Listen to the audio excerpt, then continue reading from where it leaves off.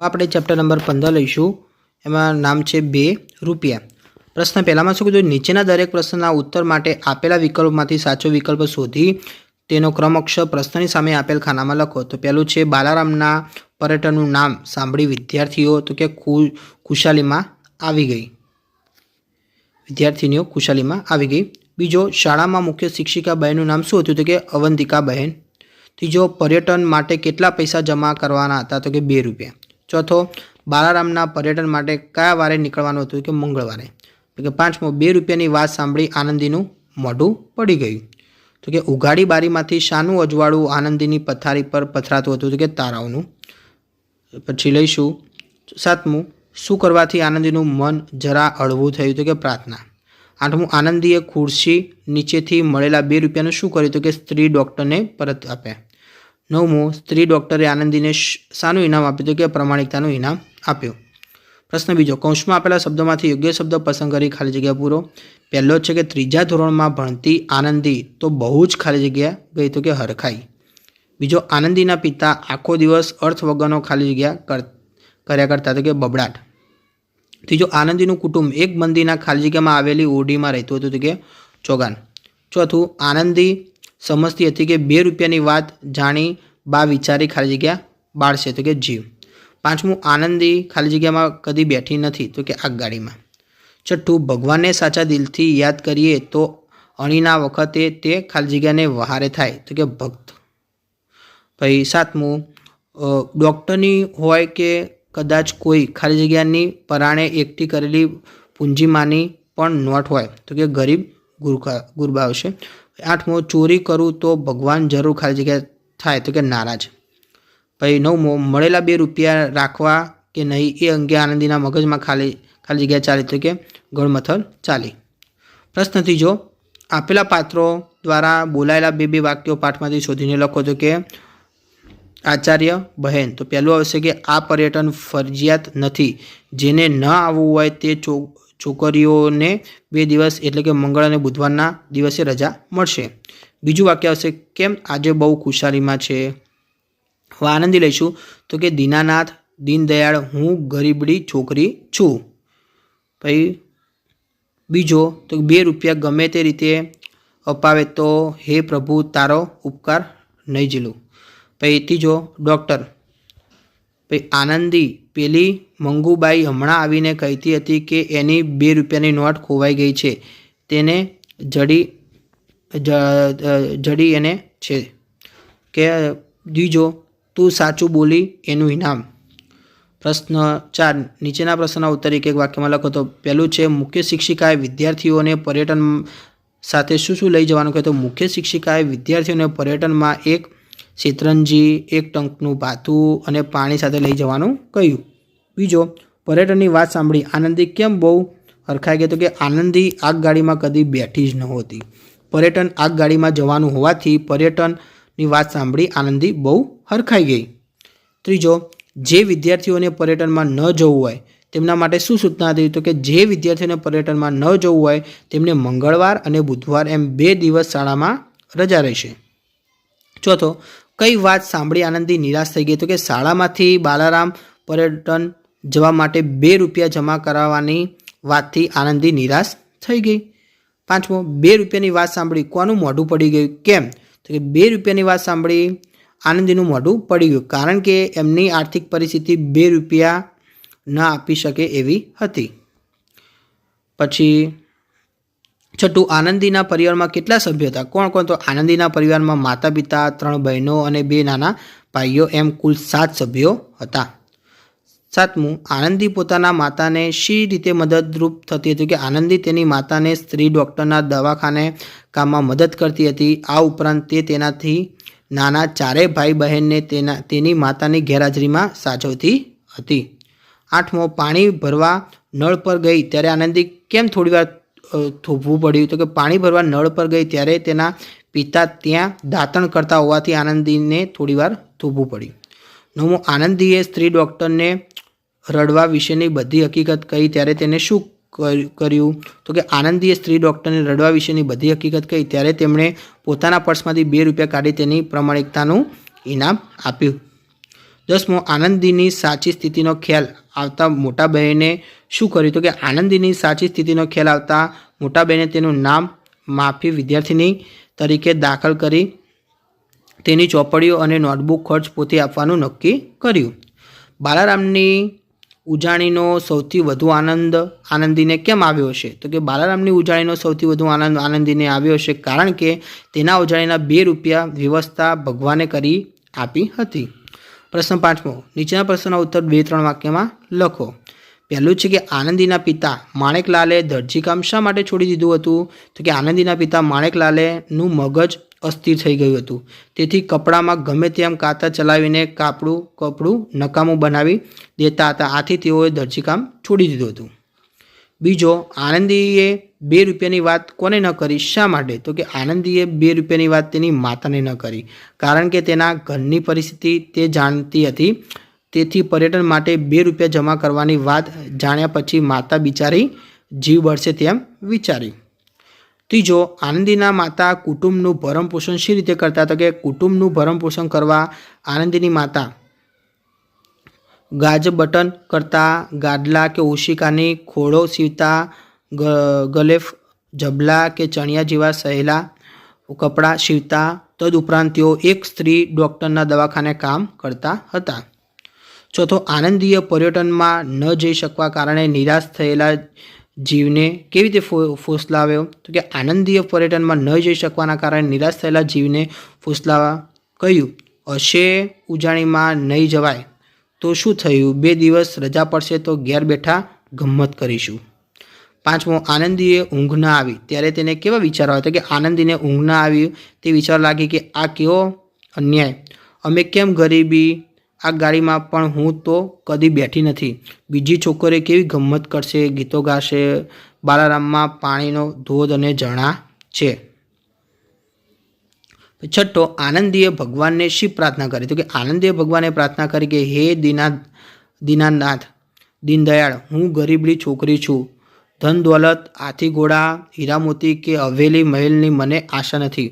હું તો માગું છું ફક્ત 2 રૂપિયા. એટલી રકમનો તારે શો હિસાબ? ભલું તો કે 2 રૂપિયા ગમે તે રીતે અપાવે તો હે પ્રભુ તારો ઉપકાર નહીં ભૂલું.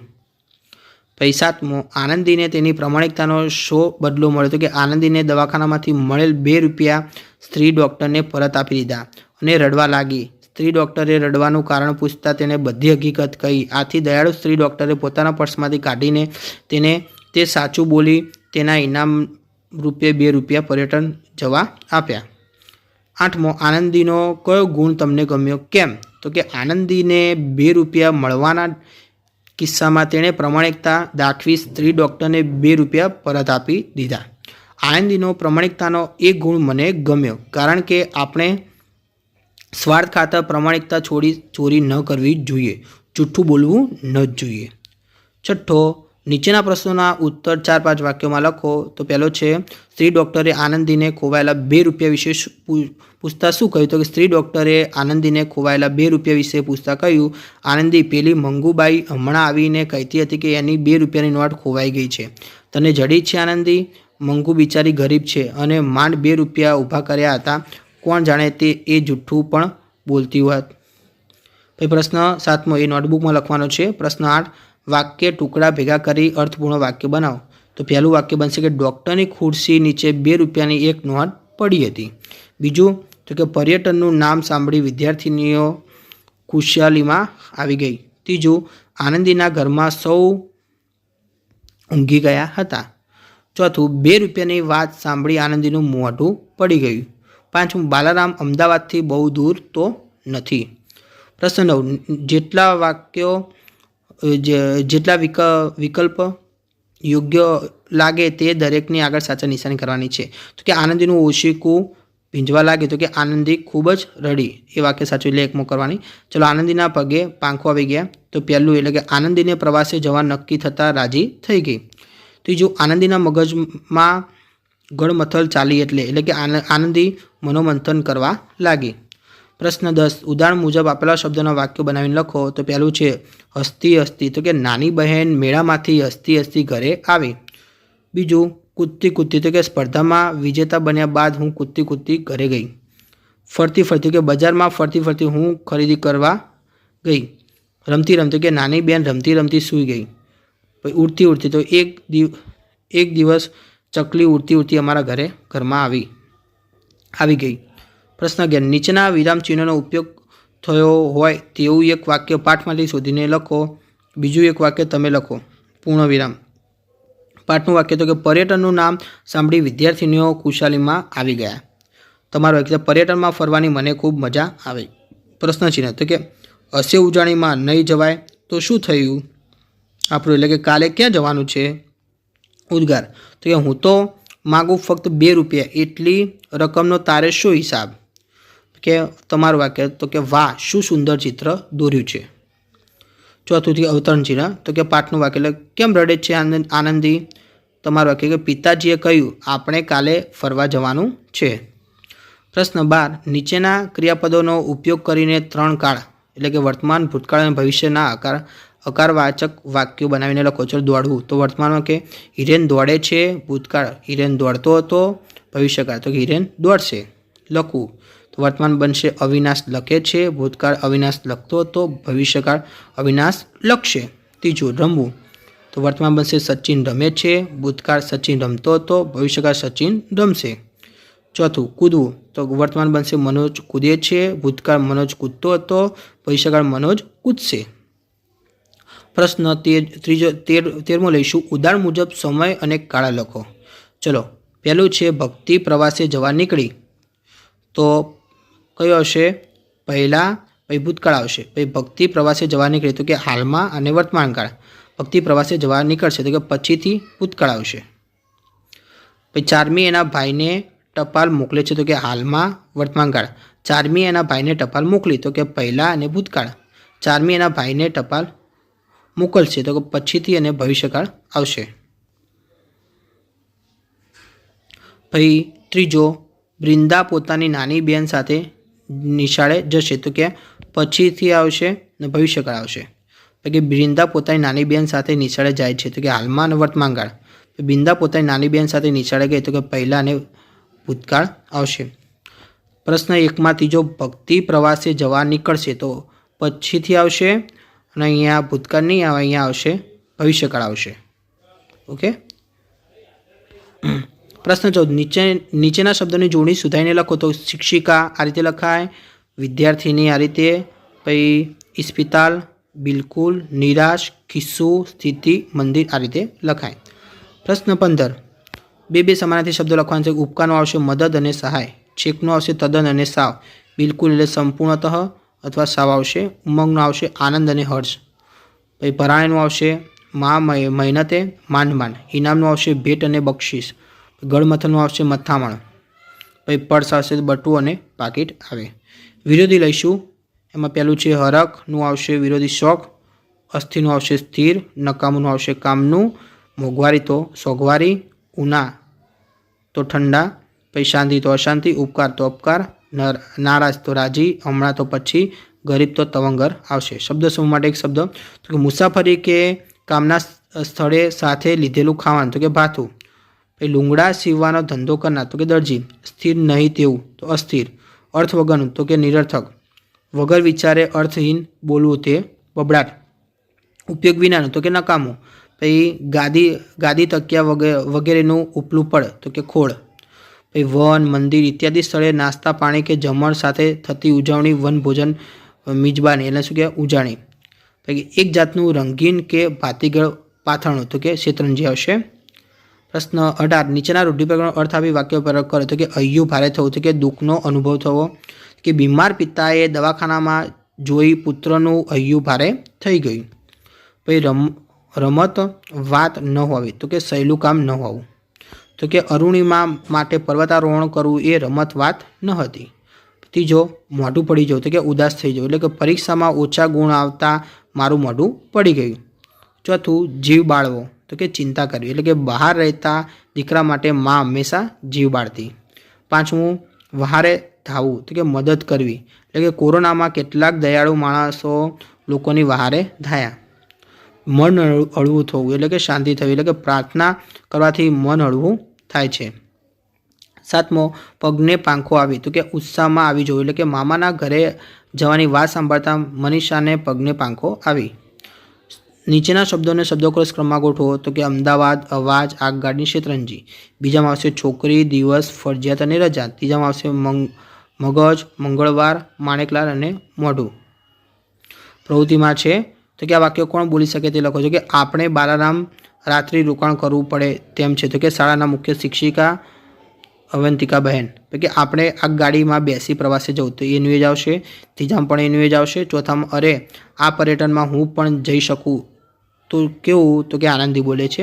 અરે બેટા આજે તું ઉદાસ કેમ છે તો કે આનંદીની માતા.